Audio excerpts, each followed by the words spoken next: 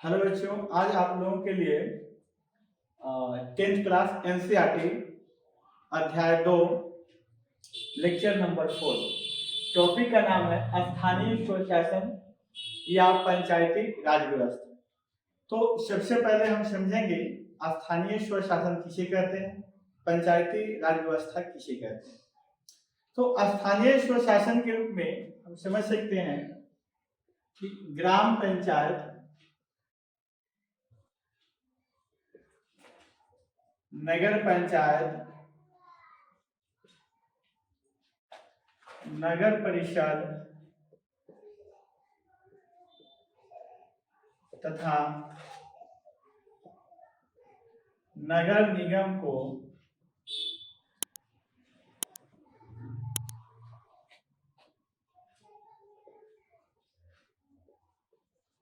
स्थानीय स्वशासन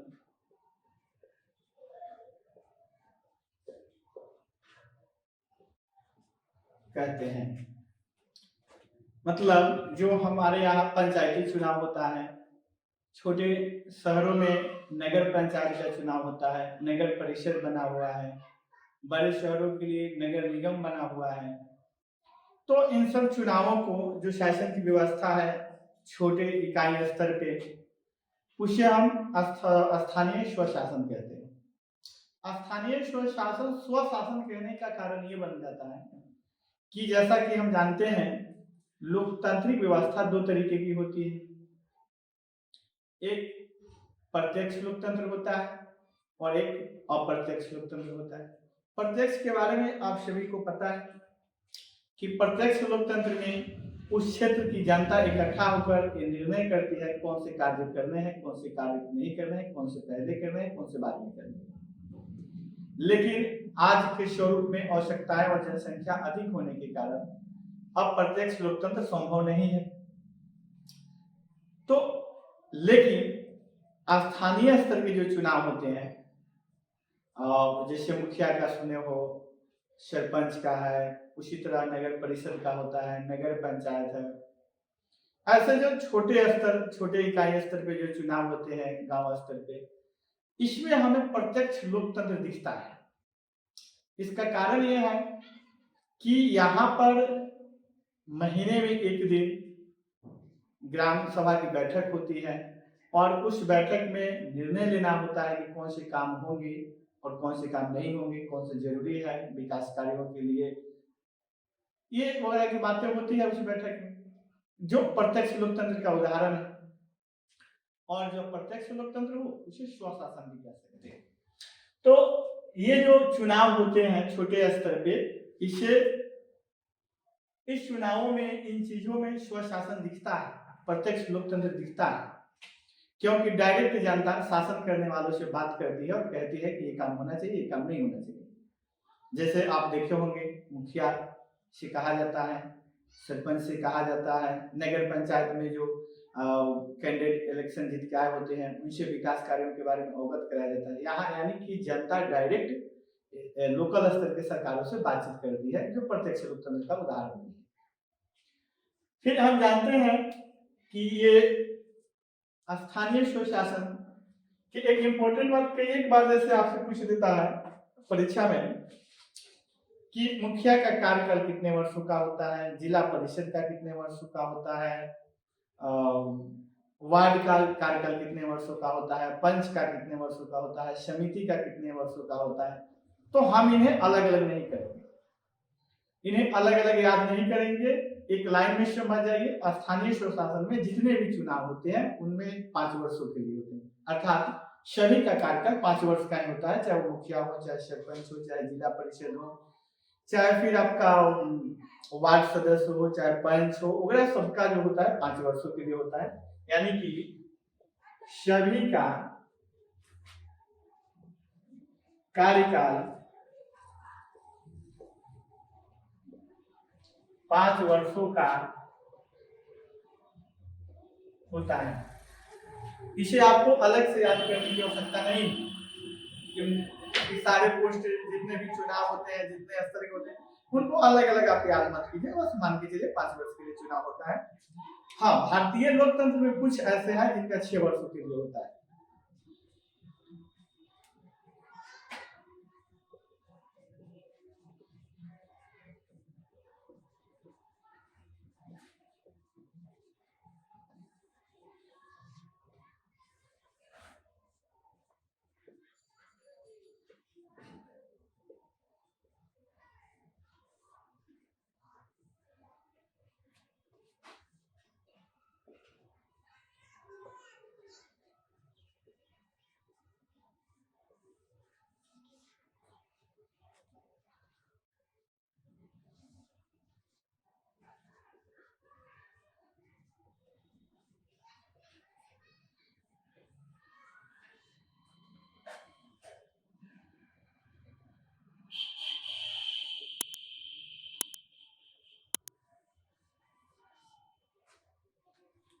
देखिए स्थानीय स्वशासन जो होता है, यहाँ पे हम देख सकते हैं कि ये एक को ग्राम पंचायत करते हैं, नगर पंचायत होता है, नगर परिषद होता है, नगर निगम होता है।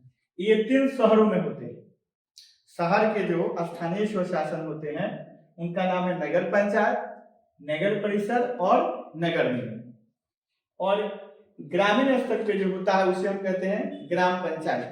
यानी कि पंचायत का जो चुनाव होता है वो ग्रामीण क्षेत्र में, ग्रामीण क्षेत्र में, यानी कंट्री साइड होता है। नगर पंचायत जो होता है अर्ध शहरी क्षेत्र, यानी सेमी अर्बन एरिया। इसके बाद नगर परिषद का जो चुनाव होता है वो शहरी क्षेत्र में होता है, अर्बन एरिया। नगर निगम का जो चुनाव होता है वो महानगर में होता है, जिसे हम सिटी कहते हैं। फिर से नोट कर ले। अब हम बारी बारी से इन सबों को जानेंगे। तो पहला है ग्राम पंचायत।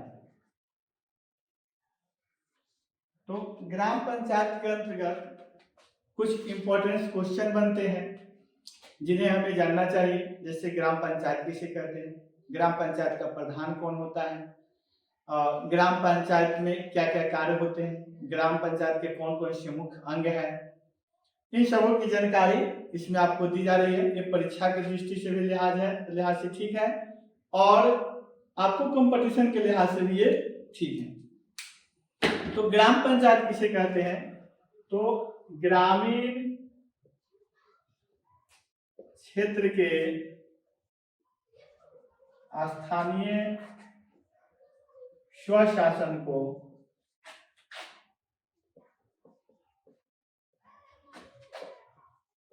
ग्राम पंचायत कहते हैं। इससे एक इंपॉर्टेंट क्वेश्चन आता है, 1 2 3 पक्का आना ही है परीक्षा में। 1 2 3 4 क्वेश्चन एकदम उठते हैं इससे कि एक ग्राम पंचायत का गठन 7,000 आबादी पर होता है। एक ग्राम पंचायत एरिया जो क्षेत्र बनेगा वो 7,000 की आबादी पर बनता है कम से कम। अब जैसे 7,000 की आबादी पर एक ग्राम पंचायत बना, हो सकता है 10 चुनाव उसी आबादी पर हुई और जनसंख्या बढ़ गया, तो फिर से गठन होने में समय लगता है। ऐसा नहीं कि हर 5 साल बाद उस जनसंख्या काउंट करके और 7,000 से बेसी हो गया तो एक अलग बना दिया, ऐसा नहीं होता है। 7,000 बेसिक बनाया गया है।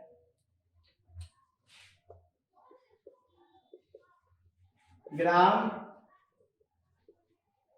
पंचायत का प्रधान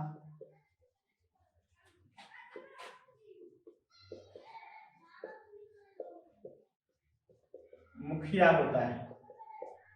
हमारे जो ग्राम पंचायत के हेडमैन होते हैं वो मुखिया होते हैं। ग्राम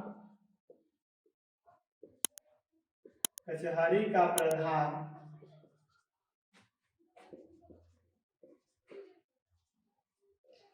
सरपंच होते हैं।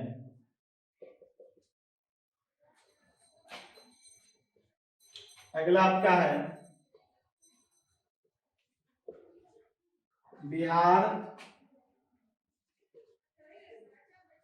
पंचायती राज अधिनियम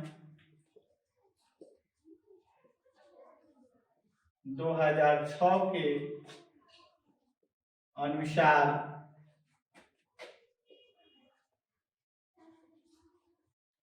पंचायती राज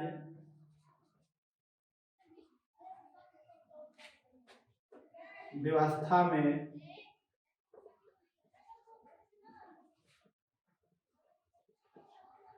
महिलाओं को 50% आरक्षण दिया गया है। ये सभी इंपॉर्टेंस है, इसको याद रखना चाहिए, कोई भी परीक्षा में पूछ सकता है। आबादी से रिलेटेड प्रधान और कचहरी का प्रधान,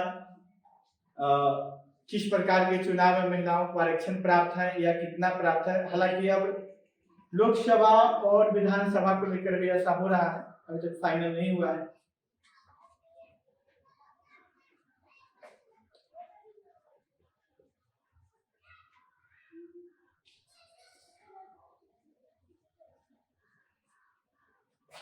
भारत में सबसे पहले 2 अक्टूबर 1959 को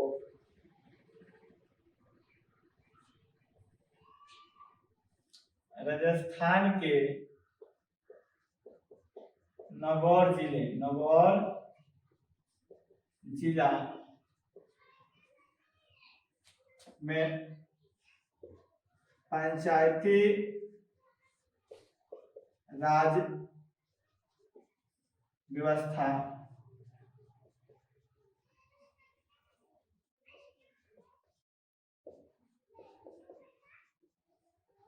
लागू किया गया था। तो आजाद भारत में सबसे पहले जो है पंचायती राज व्यवस्था 2 अक्टूबर 1959 को राजस्थान के नागौर जिले में लागू किया गया था। हालांकि 2 अक्टूबर या तो इत्तेफाक से दिन हो सकता है कि उस दिन लागू हुआ, या इसको ऐसे भी जोड़ के देख सकते हैं कि महात्मा गांधी का मानना था कि भारत की आत्मा गांवों में बसती है, भारत गांवों का देश है। तो भारतीयों को लोकतंत्र के प्रति जागृत करने, भारतीयों को राजनीति में हिस्सेदारी मिलने, राजनीति समझने, सरकार में शामिल होने का एहसास तभी होगा जब ग्रामीण स्तर तक चुनाव प्रक्रिया होगी। तो उनका मानना था कि पंचायती राज व्यवस्था भारत जैसे देश में लागू होना चाहिए। तो ये भी हो सकता है कि उनके जन्मदिन को ही 2 अक्टूबर को ही ये पहली बार लागू किया गया। अब जानते हैं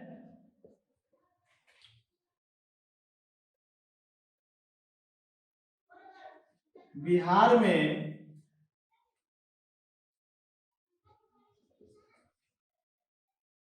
पंचायती राज व्यवस्था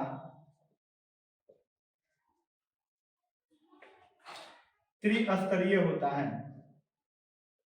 ये भी इंपॉर्टेंट क्वेश्चन है, कितनी बार पूछ चुका है। बिहार में पंचायती राज व्यवस्था त्रिस्तरीय होता है। अब आप सभी को लगता होगा कि त्रिस्तरीय क्या होता है ना? तो आप सभी देखे हैं कि बिहार के पंचायती चुनावों में 3 प्रकार के चुनावी क्षेत्र गठित किए गए हैं। एक जो चुनावी क्षेत्र है ग्राम पंचायत,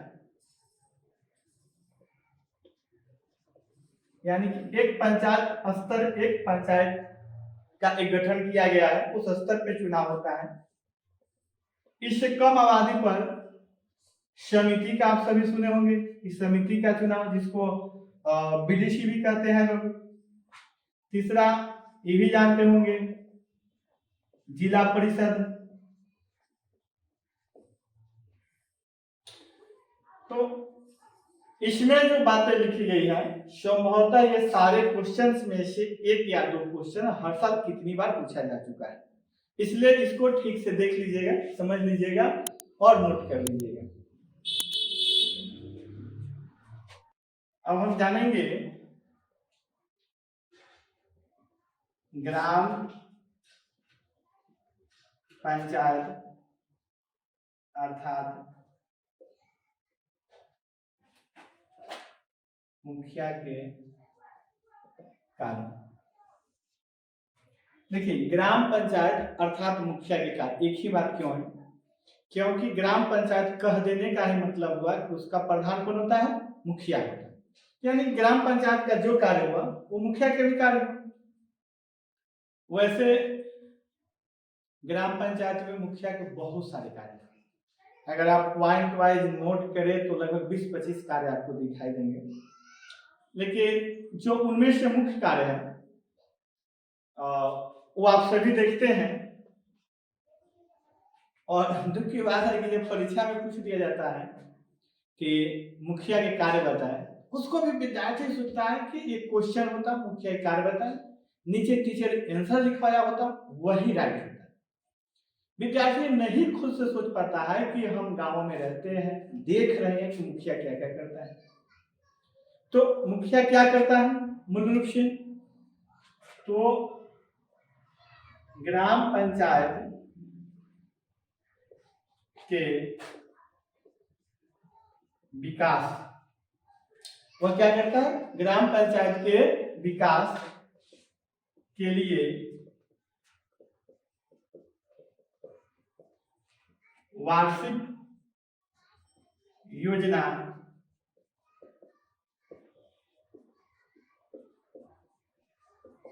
तैयार करता है।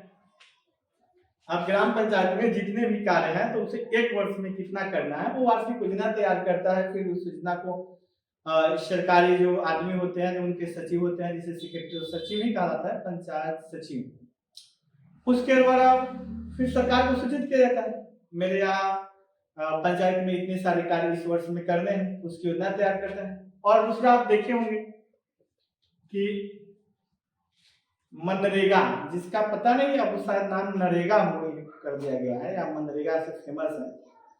तो मनरेगा के तहत क्या किया जाता है कि ग्रामीण क्षेत्र के जो मजदूर हैं उन्हें ऐसा भी कई एक बार होता है कि वर्ष में काम न मिलता है या कम मिलता है। एक रोजगार को दूर करने के लिए भरण पोषण के उद्देश्य से मनरेगा स्कीम लाया गया, जिसमें कम से कम कुछ दिनों तक, मुझे एग्जैक्टली दिन अभी याद नहीं आ रहे हैं, है ना, मजदूरी देना होता है सरकार को और उसकी न्यूनतम मजदूरी भी फिक्स है।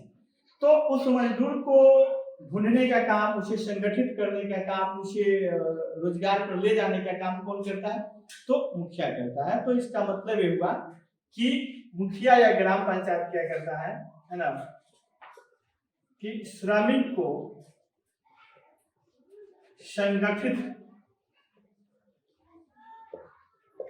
करने का कार्य करता है। बहुत सारे काम है, फिर एक दो पॉइंट लेके चलेंगे जो मुख्य रूप से है। वो प्राकृतिक आपदा में भी सहायता का कार्य करता है। जैसे अब बाढ़ हो गया, तो बाढ़ भी आप सभी देखे होंगे कि एक ही पंचायत में कुछ गांव डूब चुका होता है, कुछ डूबने की क्या। डूबने का मतलब ये नहीं है कि छत के ऊपर पानी चला जाना, डूबने का अर्थ हो गया कि रहने में दिक्कत होने लगे, तो समझिए डूब गया। कुछ गांव ठीक ठाक स्थिति में होते हैं, जैसे अपने यहाँ 2020-21 के करीब जो बाढ़ आया था उसमें कुछ गांवों में पानी था, एक ही गांव में कुछ घरों में पानी है, कुछ घरों में नहीं।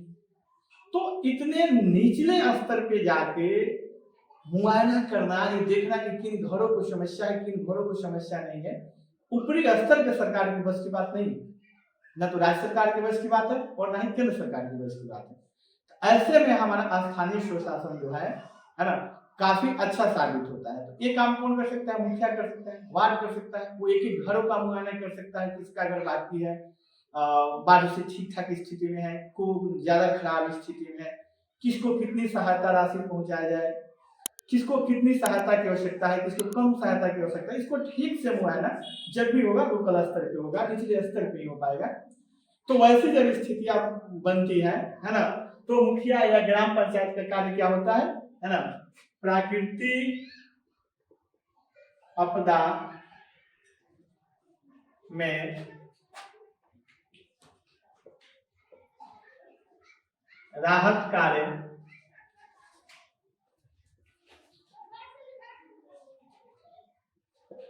पहुंचाना, क्योंकि सरकार को सुविधा मिलता है, फिर उसको पहुंचाने का काम इन्हीं लोगों का होता है।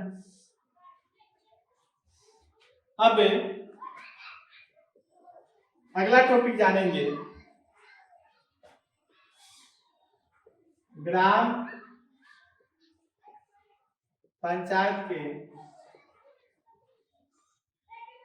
4 मुख्य अंग होते हैं। ये कौन कौन से होते हैं इसको समझ सकते हैं। एक को कहते हैं ग्राम सभा,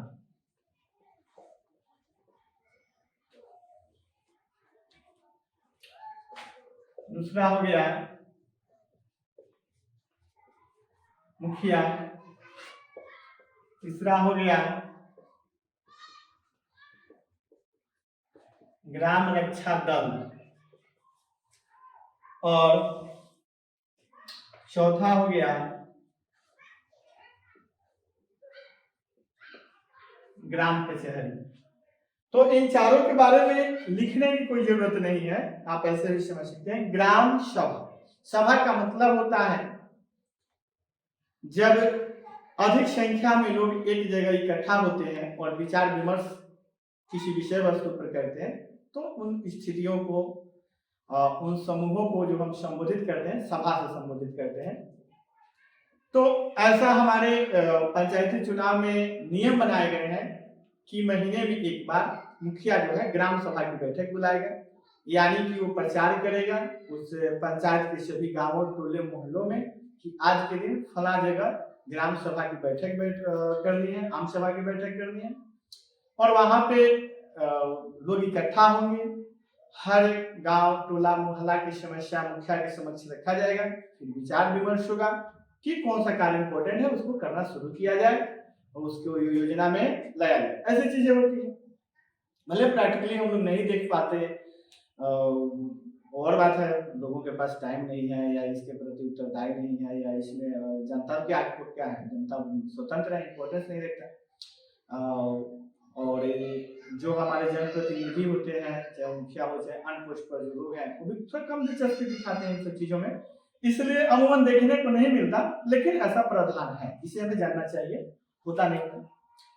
मुखिया एक अंग है, तो मुखिया का अंग है तो इसके बारे में क्या जानना है। सिंपल सा बात है, ग्राम पंचायत का जो हेड ऑफ मैन होता है, हेडमैन होता है, वो मुखिया है।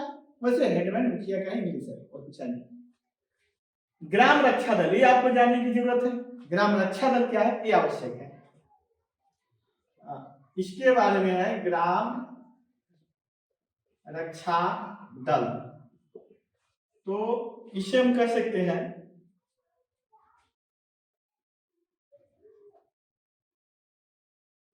ग्रामीण पुलिस को ग्राम रक्षा दल कहते हैं। ऐसा व्यवस्था बनाया गया है पंचायती राज व्यवस्था में, हालांकि लागू नहीं है, पंचायत में देखने को नहीं मिलता है। अपने यहाँ भी या पड़ोसी पंचायत में भी या पता नहीं बिहार स्तर पे भी शायद कहीं कहीं लागू हो। ऐसा नियम बनाया गया है कि हर गांवों से ग्रामीण पुलिस रहेगा। ग्रामीण पुलिस मतलब तरीका है कि एक वार्ड से एक पुलिस की बहाली करना और जितने उसके अंदर वार्ड होंगे उतने पुलिस होगा। और उन ग्राम रक्षा दल के पुलिस का जो उम्र होता है कि एक बार परीक्षा में पूछता है कि ग्राम रक्षा दल कितने वर्ष के लोग होते हैं, कितने से कितने वर्ष के, है ना। तो ग्राम रक्षा दल में 18 से 30 वर्ष के युवा को